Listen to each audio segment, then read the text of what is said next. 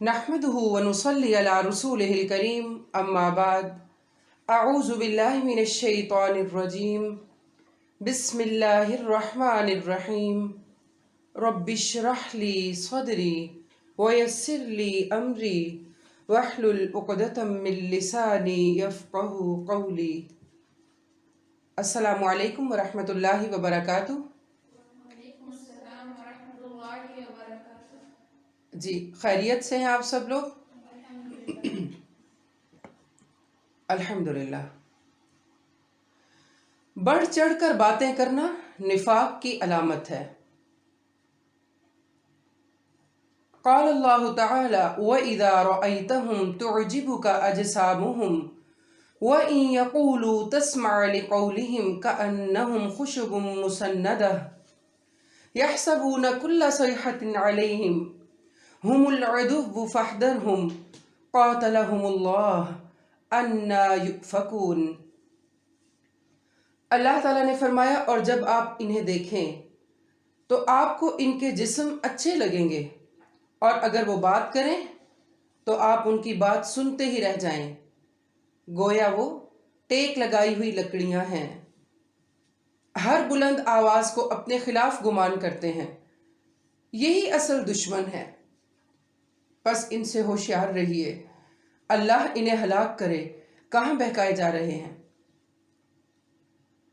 عن ابی امامۃ عن النبی صلی اللہ علیہ وسلم قال البذاء والبیان شعبتان من النفاق۔ سیدنا ابو امامہ رضی اللہ عنہ سے روایت ہے کہ رسول اللہ صلی اللہ علیہ وسلم نے فرمایا، فحش گوئی اور زیادہ باتیں کرنا نفاق کے 2 شعبے ہیں۔ اسی طرح امام ترمذی رحمہ اللہ کہتے ہیں کہ البذاء کلام میں فحش گوئی ہے اور البیان سے مراد کثرت کلام ہے۔ جس طرح ان خطباء کی عادت ہے کہ خطبہ دیتے وقت بات کو بڑھا دیتے ہیں اور لوگوں کی ایسی تعریف کرتے ہیں جس پر اللہ راضی نہیں ہوتا۔ عن عمر بن الخطاب رضی اللہ عنہ ان رسول اللہ صلی اللہ علیہ وسلم قال ان اخوف ما اخاف علی امتی کل منافق علیم اللسان۔ حضرت عمر فاروق رضی اللہ عنہ روایت کرتے ہیں کہ رسول اللہ صلی اللہ علیہ وسلم نے فرمایا، مجھے اپنی امت پر سب سے زیادہ ڈر اس منافق کا ہے جو زبان کا ماہر ہے۔ پھر غیر محتاط گفتگو نفاق کی علامت ہے۔ سیدنا حذیفہ رضی اللہ عنہ سے مروی ہے کہ رسول اللہ صلی اللہ علیہ وسلم کے دور میں بعض اوقات انسان کوئی جملہ بولتا تھا اور اس کی وجہ سے منافق ہو جاتا تھا، اور اب ایک ہی مجلس میں تم لوگوں سے 10 مرتبہ اس طرح کے جملے سن لیتا ہوں۔ اللہ اکبر۔ پھر یہ بے احتیاط گفتگو بدترین امتیوں کی نشانی ہے۔ عن ابی امامۃ رضی اللہ عنہ قال قال رسول اللہ صلی اللہ علیہ وسلم سيكون رجال من امتی يأكلون الوان الطعام ويشربون الوان الشراب ويلبسون الوان الثياب ويتشدقون في الكلام ويركبون من الدواب الوانا واولئك شرار امتی۔ ابو امامہ رضی اللہ عنہ روایت کرتے ہیں کہ رسول اللہ صلی اللہ علیہ وسلم نے فرمایا، ان قریب میری امت میں ایسے لوگ ہوں گے جو طرح طرح کے کھانے کھائیں گے، رنگ برنگ مشروب پئیں گے، طرح طرح کے کپڑے پہنیں گے، گفتگو میں بے احتیاطی برتیں گے، کیونکہ جو ہماری خوراک ہوتی ہے وہ صرف ہمارے جسم کو ہی قوت نہیں دے رہی ہوتی، بلکہ وہ ہمارے خیالات، ہماری سوچیں، ہمارے افکار اور ہمارے کانسیپٹس بھی بنا رہی ہوتی ہیں، اور طرح طرح کی سواریوں پر سوار ہوں گے۔ وہ میری امت کے بدترین لوگ ہوں گے۔ تکلف سے گفتگو کرنے والوں کا انجام۔ سیدنا واصلہ بن اسقع رضی اللہ عنہ سے روایت ہے، انہوں نے کہا کہ میں اصحاب صفہ میں سے تھا، ہمارا حال یہ تھا کہ ہم میں سے کسی شخص کے پاس پورا کپڑا نہ ہوتا، ہم میں سے کسی شخص کے پاس پورا کپڑا بھی نہ تھا، اور پسینہ ہماری جلدوں میں میل اور غبار کی وجہ سے لکیریں بناتا۔ اچانک رسول اللہ صلی اللہ علیہ وسلم ہمارے پاس تشریف لائے اور فرمایا، فقراء مہاجرین کے لیے خوشخبری ہو۔ ہمارے پاس اچانک ایک اچھے لباس والا آدمی آ گیا۔ رسول اللہ صلی اللہ علیہ وسلم جو بھی کلام کرتے وہ بتکلف رسول اللہ علیہ وسلم کی بات سے اونچی بات کرتا۔ جب وہ چلا گیا تو آپ صلی اللہ علیہ وسلم نے فرمایا، بلا شبہ اللہ عز و جل کو اور اس جیسے شخص کو، یعنی اللہ عز و جل اس کو اور اس جیسے شخص کو پسند نہیں فرماتے۔ کیوں؟ جو اپنی زبانوں کو لوگوں کے لیے اس طرح مروڑتے ہیں جس طرح گائے چراگاہ میں اپنی زبان مروڑتی ہے، بن بن کے باتیں کرتے ہیں۔ اسی طرح اللہ عز و جل ان کے چہروں اور زبانوں کو آگ میں مروڑے گا۔ پھر زبان کے استعمال میں احتیاط اس لیے بھی انتہائی ضروری ہے کہ ایک غلط بات، ایک غلط جملہ دنیا و آخرت کی تباہی کا سبب بن سکتا ہے۔ ابو ہریرہ رضی اللہ عنہ فرماتے ہیں کہ میں نے رسول اللہ صلی اللہ علیہ وسلم سے سنا، وہ کہہ رہے تھے کہ بنی اسرائیل میں 2 آدمی ایک دوسرے کے بھائی بنے ہوئے تھے۔ ان دونوں میں سے ایک تو گناہ گار تھا اور دوسرا عبادت میں کوشش کرنے والا تھا، عبادت کی جد و جہد میں لگے رہنے والا۔ ہمیشہ جب دوسرے کو گناہ کرتے دیکھتا اور اسے کہتا کہ ان گناہوں سے رک جاؤ۔ ایک روز اس نے اسے کوئی گناہ کرتے ہوئے پایا تو اس سے کہا، اس گناہ سے رک جاؤ۔ تو گناہ گار نے کہا، مجھے میرے رب کے ساتھ چھوڑ دو، کیا تم مجھ پر نگران بنا کر بھیجے گئے ہو؟ اس نے کہا، اللہ کی قسم اللہ تمہاری مغفرت نہیں کرے گا، یا یہ کہا کہ اللہ تمہیں جنت میں داخل نہیں کرے گا۔ چنانچہ ان دونوں کی روحیں قبض کر لی گئیں اور وہ دونوں رب العالمین کے ہاں جمع ہوئے۔ تو اللہ نے عبادت میں کوشش کرنے والے سے فرمایا، کیا تو مجھے جانتا تھا، یا جو میرے ہاتھ میں ہے تجھے اس پر کوئی قدرت حاصل تھی؟ اور پھر گناہ گار سے فرمایا، جاؤ میری رحمت سے جنت میں داخل ہو جاؤ۔ اور دوسرے کے متعلق فرمایا، اسے آگ میں لے جاؤ۔ ابو ہریرہ رضی اللہ عنہ کہتے ہیں، اس ذات کی قسم جس کے ہاتھ میں میری جان ہے، اس نے ایک بات ایسی کہہ دی جس نے اس کی دنیا اور آخرت تباہ کر کے رکھ دی۔ ایک طرف ساری عبادات ہیں، محنتیں ہیں، کوششیں ہیں، اور دوسری طرف ایک بات جس نے ان سب پر پانی پھیر دیا۔ بعض اوقات ایسا ہوتا ہے نا کہ جب اللہ ہمیں نیکی کی کوئی توفیق دے دیتے ہیں یا کچھ نہ کچھ ہم ہمت کرنے لگتے ہیں، اس کے راستے پر چل پڑتے ہیں، یا پھر کوئی 1-2 لوگوں سے زیادہ کچھ کرنے کا موقع، حالات، سہولیات یا توفیق ہمارے حصے میں آ جاتی ہے، جو کہ آزمائش ہی ہوتی ہے، تو ہم اس سے باہر کے لوگوں کو جو وہ عمل نہیں کر پا رہے ہوتے تو دل ہی دل میں کسی نہ کسی سطح پر کیا سمجھ رہے ہوتے ہیں کہ ہم ان سے آگے ہیں، ہم ان سے اوپر ہیں، ہم تو اچھے ہیں۔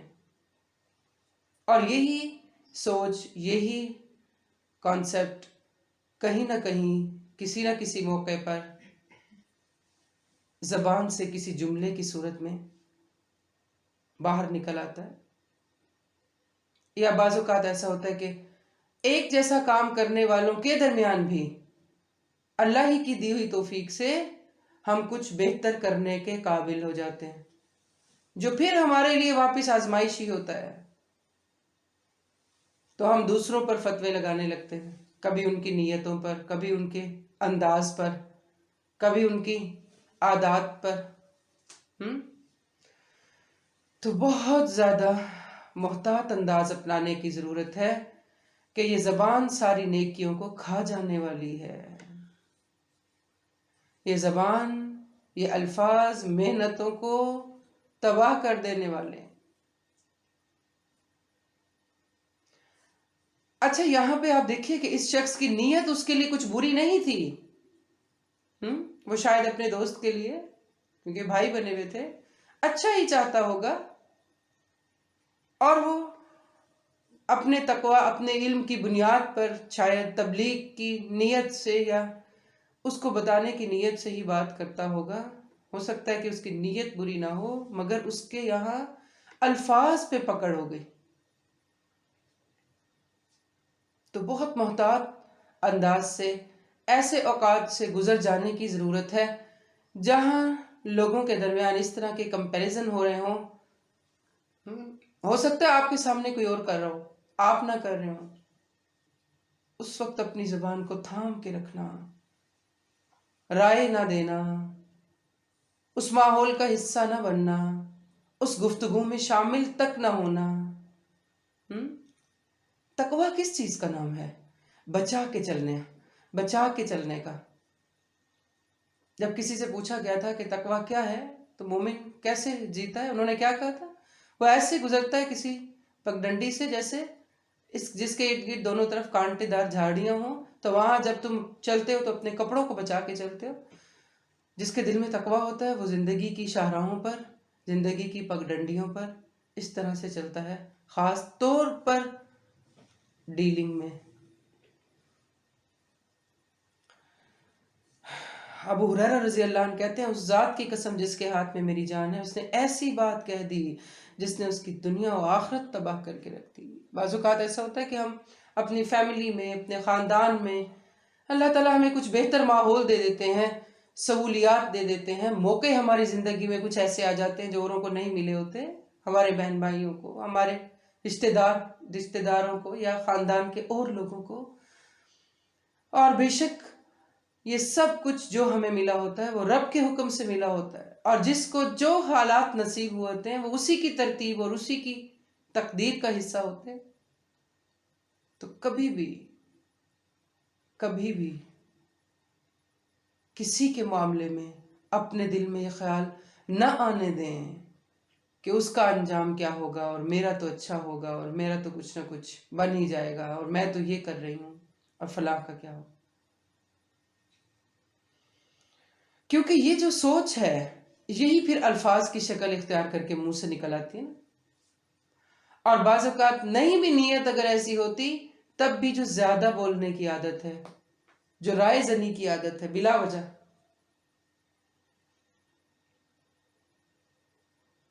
ابو ہریرہ رضی اللہ عنہ فرماتے ہیں کہ انہوں نے رسول اللہ صلی اللہ علیہ وسلم سے سنا، بندہ ایک کلمہ زبان سے نکالتا ہے اور اس کے متعلق سوچتا نہیں کہ کتنا گناہ ہے، جس کی وجہ سے وہ دوزخ میں اتنی دور پھسل کر گرتا ہے جتنی مشرق و مغرب کی دوری ہے. استغفر اللہ. ایک کلمہ، یہاں نیت کی بات نہیں ہے.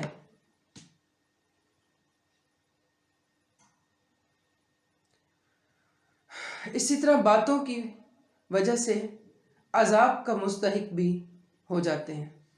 سیدنا عبداللہ بن عمر رضی اللہ عنہ روایت کرتے ہیں کہ سیدنا سعد بن عبادہ کسی مرض میں مبتلا ہوئے تو رسول اللہ صلی اللہ علیہ وسلم ان کی عیادت کے لیے گئے تو ان کے مرض کی شدت کو دیکھ کر رو پڑے.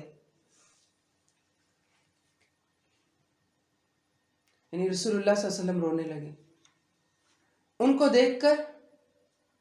یعنی لوگوں نے جو رسول اللہ علیہ وسلم کو روتے دیکھا تو وہ سب بھی رونے لگے. پھر آپ صلی اللہ علیہ وسلم نے فرمایا سنو، بے شک اللہ آنکھ سے آنسو نکلنے پر عذاب نہیں دے گا، نہ دل کے غم پر، لیکن وہ اس کی وجہ سے عذاب دے گا جو آپ نے اپنی زبان کی طرف اشارہ کیا، اور اسی کی وجہ سے رحمت بھی کرے گا، اور میت کو اس کے گھر والوں کے اس پر رونے کرنے کی وجہ سے عذاب دیا جاتا ہے. یعنی وہ رونا ہے جو مار پیٹ کے رونا ہوتا ہے، نوحہ کر کے. یہاں آپ نے کیا فرمایا؟ بے شک اللہ آنکھوں سے آنسو نکلنے پر عذاب نہیں دے گا، نہ دل کے غم پر، مگر آپ نے اپنی زبان کی طرف اشارہ کیا کہ اس کی وجہ سے عذاب دے گا. گویا دل غم سے بھرا بھی ہو، دل غم سے بھرا بھی ہو، دکھ سے بھرا بھی ہو. ایک تو دکھ ہوتا ہے نا جو ہمیں کسی کی تکلیف پہ آ رہا ہوتا ہے غم، اور ایک ہوتا ہے کہ ہمیں اپنی ذات کا کوئی دکھ ہوتا ہے، یعنی اپنے نفس اپنی ذات پر ہم کوئی تکلیف سہ کے دکھی ہو جاتے ہیں. یہاں پہ وہ کسی اور کے دکھی، کسی اور کے غم میں، کسی اور کی تکلیف سے غمزدہ اور دکھی ہو رہے تھے، اور کبھی ہم اپنی تکلیف پہ غمزدہ اور دکھی ہوتے ہیں. تو دل میں غم ہونے کے باوجود بھی زبان کو غلط یا خلاف حقیقت یا خلاف واقعہ بات سے روکے رکھنا، کیونکہ غم کی حالت میں بھی جو آپ کی زبان میں نکلے گا ان باتوں کی وجہ سے بھی یا رحمت آ سکتی ہے یا عذاب۔ پھر زبان آگ میں لے جانے کا باعث ہے۔ سیدنا ابو ہریرہ رضی اللہ عنہ سے روایت ہے، انہوں نے کہا کہ رسول اللہ صلی اللہ علیہ وسلم سے پوچھا گیا، لوگوں کو عام طور پر کون سی چیز جنت میں داخل کرتی ہے؟ آپ صلی اللہ علیہ وسلم نے فرمایا، اللہ کا تقوی اور اچھے اخلاق، حسن خلق۔ اور پوچھا گیا، لوگوں کو عام طور پر کون سی چیز جہنم میں لے جاتی ہے؟ آپ نے فرمایا، منہ اور شرمگاہ۔ سیدنا معاذ بن جبل سے روایت ہے کہ رسول اللہ صلی اللہ علیہ وسلم نے فرمایا، کیا میں تمہیں دین کی بنیاد، اس کا ستون، اس کے کوہان کی بلندی کے متعلق نہ بتاؤں؟ میں نے کہا، کیوں نہیں اے اللہ کے رسول صلی اللہ علیہ وسلم؟ آپ نے فرمایا، اس دین کی بنیاد اسلام ہے، مان لینا۔ اس کا ستون نماز ہے، یعنی وہ بنیاد کے بعد اس پہ عمارت کھڑی نہیں ہو سکتی جب تک نماز قائم نہ ہو۔ اور اس کے کوہان کی بلندی اللہ کے راستے میں جہاد کرنا ہے، یعنی جب تک جہاد رہے گا اسلام سر بلند رہے گا۔ پھر آپ نے فرمایا، میں تمہیں وہ چیز نہ بتاؤں جس پر ان سب کا دار و مدار ہے؟ میں نے کہا، کیوں نہیں ہے اللہ کے رسول؟ تب آپ نے اپنی زبان کو پکڑ کر فرمایا، اسے روک کر رکھنا۔ سبحان اللہ۔ گویا اسلام کی بنیاد اسلام، دین کی بنیاد اسلام، اس کا ستون نماز اور اس کی بلندی اللہ کے راہ میں کوششیں کرنا، ان سب کو چیلنج کرتی ہے کیا؟ زبان۔ اس کو روک کر رکھنا، یعنی ان سب کا کیا کرایا ملیا میٹ کر سکتی ہے یہ زبان۔ میں نے کہا، اللہ کے رسول، جو ہم کچھ بولتے ہیں، ہم جو کچھ بھی بولتے ہیں، کیا اس پر بھی ہمارا مواخذہ ہوگا، یعنی ہمارا احتساب ہوگا، ہمارا حساب ہوگا؟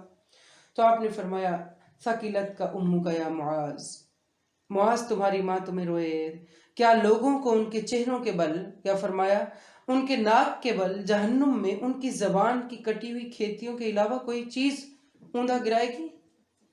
یعنی یہ زبان سے نکلی ہوئی باتیں ہی ہوں گی، گویا ہماری باتوں پر مواخذہ ہوگا۔ یاد کیجئے وہ آیت جو شروع میں آپ کو بتائی گئی تھی، ما یلفظ من قول الا لدیہ رقیب عتید۔ تو زبان پر نکلے ہوئے الفاظ پر مواخذہ ہے۔ استغفر اللہ۔ زبان سے اذیت دینا جہنم کو واجب کرنے والا عمل ہے۔ سیدنا ابو ہریرہ رضی اللہ عنہ سے روایت ہے، ایک آدمی نے عرض کی، اے اللہ کے رسول، فلاں عورت کثرت سے نماز، روزہ اور صدقہ کرنے میں مشہور ہے، لیکن وہ اپنی زبان سے اپنے پڑوسیوں کو ستاتی ہے۔ آپ نے فرمایا، وہ جہنمی ہے۔ پھر اس نے کہا، اللہ کے رسول، فلاں عورت نماز، روزہ اور صدقہ کی کمی میں مشہور ہے، اور وہ صرف پنیر کے چند ٹکڑے ہی صدقہ کر سکتی ہے، لیکن اپنی زبان سے اپنی پڑوسیوں کو نہیں ستاتی۔ آپ نے فرمایا، وہ جنتی ہے۔ گویا نیکیوں کے باوجود زبان سے نکلے ہوئے کلمات جہنم تک پہنچا دینے کے لیے کافی ہیں۔ سیدنا ابو ہریرہ رضی اللہ عنہ سے روایت ہے کہ ہم رسول اللہ صلی اللہ علیہ وسلم کے ساتھ جا رہے تھے، پس 2 قبروں پر سے ہمارا گزر ہوا۔ رسول اللہ صلی اللہ علیہ وسلم کھڑے ہو گئے، ہم بھی آپ کے ساتھ کھڑے ہو گئے، پس آپ صلی اللہ علیہ وسلم کا رنگ متغیر ہونے لگا، یہاں تک کہ آپ صلی اللہ علیہ وسلم کے کرتے کی آستینیں کانپنے لگیں۔ ہم نے عرض کیا، اللہ کے رسول، کیا بات ہے؟ فرمایا، کیا تم وہ نہیں سن رہے جو میں سن رہا ہوں؟ ہم نے عرض کیا، اللہ کے نبی، وہ کیا بات ہے؟ فرمایا، یہ دونوں آدمی اپنی قبروں میں ہلکے سے گناہ کی وجہ سے سخت عذاب دیے جا رہے ہیں۔ ہم نے عرض کیا، کیا یہ کس گناہ کا عذاب ہے؟ فرمایا، ان میں سے ایک تو پیشاب کی چھینٹوں سے پرہیز نہیں کرتا تھا، اور دوسرا لوگوں کو اپنی زبان سے تکلیف پہنچاتا تھا، اور ان میں چغل خوری کیا کرتا تھا۔ گویا زبان سے نکلے ہوئے کلمات قبر میں عذاب کی وجہ بنیں گے۔ چغل خوری کیا کرتا تھا۔ اسی طرح سنی سنائی بات آگے پہنچانے والے کے لیے بھی وعید ہے۔ سیدنا حفص بن عاصم رضی اللہ عنہ روایت کرتے ہیں کہ رسول اللہ صلی اللہ علیہ وسلم نے فرمایا کسی شخص کے جھوٹا ہونے کے لیے یہی کافی ہے کہ وہ ہر سنی سنائی بات کو بیان کر دے۔ جھوٹا ہونے کے لیے کیا کافی ہے؟ سنی سنائی بات کو آگے بیان کر دے۔ جیسے ابو قتادہ کہتے ہیں نا کہ تم نہ کہو کہ میں نے دیکھا جب تک تمہاری آنکھ نے دیکھا نہ ہو، اور نہ کہو کہ میں نے سنا جب تک تمہارے کانوں نے سنا نہ ہو۔ تو جو کانوں نے نہ سنا ہو، جس کی تحقیق نہ کی گئی ہو، سنی سنائی بات، اڑی ہوئی بات، جس کے پیچھے اس کی اوتھینٹسٹی کا نہیں پتا۔ امام مالک نے فرمایا جان لو جو شخص ہر سنی ہوئی بات کو بیان کر دے، سنی سنائی بات کو بیان کر دے، وہ غلطی سے محفوظ نہیں رہ سکتا، اور نہ ہی ایسا شخص کبھی امام بن سکتا ہے، اس حال میں کہ وہ ہر سنی سنائی بات کو بیان کرنے والا ہو۔ یعنی لیڈرشپ کوالٹیز میں سے ایک کیا ہے کہ انسان کے اندر تحقیق کا مادہ ہو، صبر کا مادہ ہو، جب اس کے سامنے چیزیں آئیں تو وہ ٹھہر کے بردباری سے پیچھے بیٹھ کے ان پہ پہلے تحقیق کرے، غور و فکر کرے، اور اس کے بعد اس پر کوئی ایکشن لے اور آگے کرے۔ تو بہت ضروری ہے کہ ہم زبان کے استعمال میں محتاط ہوں اور زبان کو غلط استعمال سے بچائے رکھیں۔ اور زبان کی غلط استعمال میں سب سے زیادہ اور سب سے پہلی چیز جو ہے وہ ہے غیبت۔ غیبت کیا ہے؟ سیدنا ابو ہریرہ رضی اللہ عنہ سے روایت ہے کہ رسول اللہ صلی اللہ علیہ وسلم نے فرمایا کیا تم جانتے ہو کہ غیبت کیا ہے؟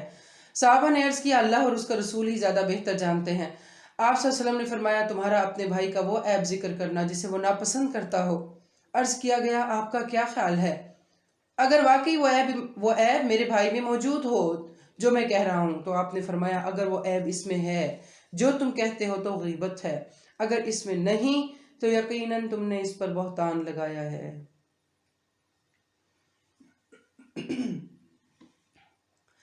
پھر غیبت ان گناہوں میں سے ہے جس کی حرمت قرآن پاک میں نازل کی گئی۔ وَلَا يَغْتَبْ بَعْضُكُمْ بَعْضًا أَيُحِبُّ أَحَدُكُمْ أَن يَأْكُلَ لَحْمَ أَخِيهِ مَيْتًا فَكَرِهْتُمُوهُ وَاتَّقُوا اللَّهَ إِنَّ اللَّهَ تَوَّابٌ رَحِيمٌ۔ اور تم میں سے کوئی دوسرے کی غیبت نہ کرے۔ کیا تم میں سے کوئی پسند کرتا ہے کہ اپنے مردہ بھائی کا گوشت کھائے؟ پس تم اسے ناپسند کرتے ہو، اور اللہ سے ڈرو، یقیناً اللہ بہت توبہ قبول کرنے والا، نہایت رحم کرنے والا ہے۔ قیس کہتے ہیں کہ سیدنا عمر بن عاص رضی اللہ اپنے ساتھیوں کی جماعت میں سفر کر رہے تھے۔ ان کا گزر ایک مردہ خچر پر ہوا جو پھول چکا تھا، یعنی خچر مرا ہوا تھا اور پھولا پڑا تھا، اس کی جو ڈیڈ باڈی تھی پھول چکی تھی۔ انہوں نے کہا اللہ کی قسم البتہ اگر تم میں سے کوئی اس سے کھائے یہاں تک کہ اس کا پیٹ بھر جائے تو یہ اس سے بہتر ہے کہ وہ کسی مسلمان کا گوشت کھائے۔ گویا اپنے بھائی کی غیبت کرنے والا ایک سڑے ہوئے مردار کا گوشت کھانے والے کی طرح ہے۔ پھر یاد رکھیے جو غیبت ہے وہ ایمان کے منافی ہے، ایمان کے ہم آہنگ نہیں ہے۔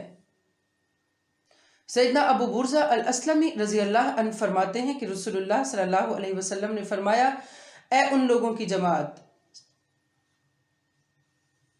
جو صرف زبان سے ایمان لائے ہو اور ان کے دلوں میں ایمان داخل نہیں ہوا، مسلمانوں کی غیبت نہ کیا کرو اور نہ ان کی عزت و آبرو کے درپے ہوا کرو۔ کیونکہ جو غیبت کرتا ہے وہ کیوں کرتا ہے؟ سامنے والے کو بے عزت کرنے کے لیے، اس کی عزت کسی کے دل میں گھٹانے کے لیے، اور خود اپنے دل میں بھی اس کی عزت کم ہوتی ہے۔ اس لیے کہ جو کسی کی عزت کے در پہ ہوتا ہے اللہ اس کی عزت کے در پہ ہو جاتا ہے، اور جس کی عزت کے در پہ اللہ ہو جائے تو اس کو اس کے گھر میں ہی جا کے رسوا کرتا ہے۔ چاہے وہ گھر میں بھی بیٹھا ہو وہاں پہ بھی اس کو رسوائی مل جائے گی. استغفر اللہ. پھر غیبت نہ کرنا ایک ایسا عمل ہے جس پر اجر ہے. سیدنا عائشہ رضی اللہ عنہ سے روایت ہے کہ رسول اللہ صلی اللہ علیہ وسلم نے فرمایا 6 خصائل ایسے ہیں کہ اگر کوئی مسلمان ان میں سے کسی ایک کو اپنا کر فوت ہو جائے، 6 کوالٹیز، 6 صفات ایسی ہیں کہ اگر کوئی مسلمان ان میں سے کسی ایک کو بھی اپنا کر فوت ہو جائے تو اللہ تعالیٰ کی اس کے بارے میں ذمہ داری ہے کہ اسے جنت میں داخل کرے گا. جن میں سے ایک وہ ہے جو اپنے گھر میں رہتا ہے، نہ وہ کسی مسلمان کی غیبت کرتا ہے، نہ کسی کے لیے غصے یا سزا کا باعث بنتا ہے. اگر وہ اسی حالت میں فوت ہو گیا تو اس کا ضامن بھی اللہ تعالیٰ ہوگا.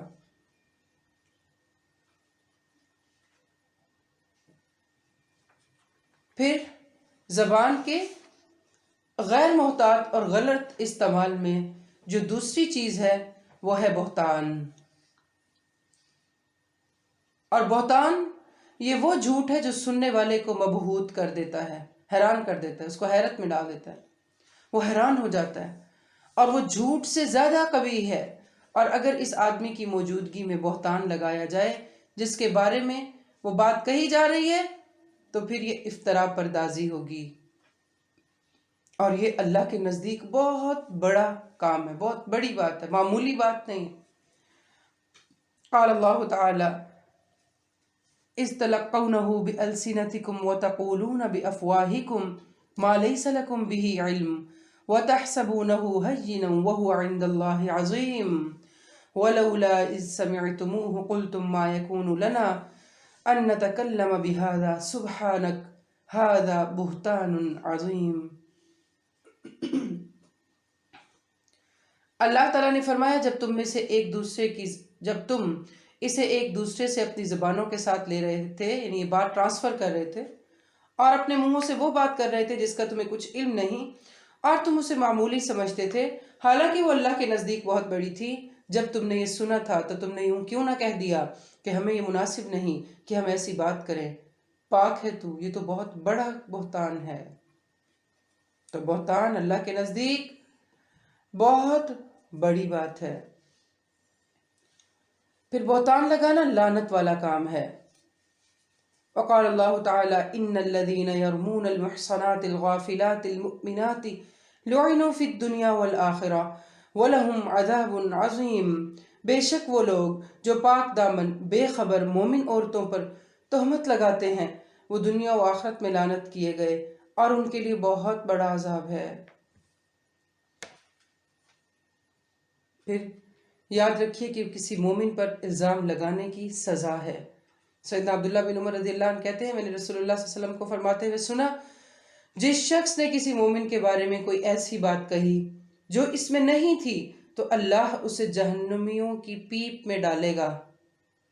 وہ اس بات ہی کا مستحق رہے گا حتیٰ کہ اپنی بات سے باز آ جائے. استغفر اللہ.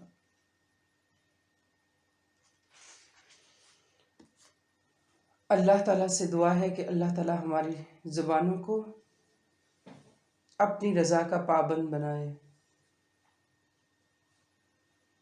اور یہ زبانیں اس کے کلام کو آگے پھیلانے اور پڑھنے پڑھانے میں استعمال ہوں، اور اللہ تعالیٰ ہم سب کو اس کے شر سے محفوظ رکھے.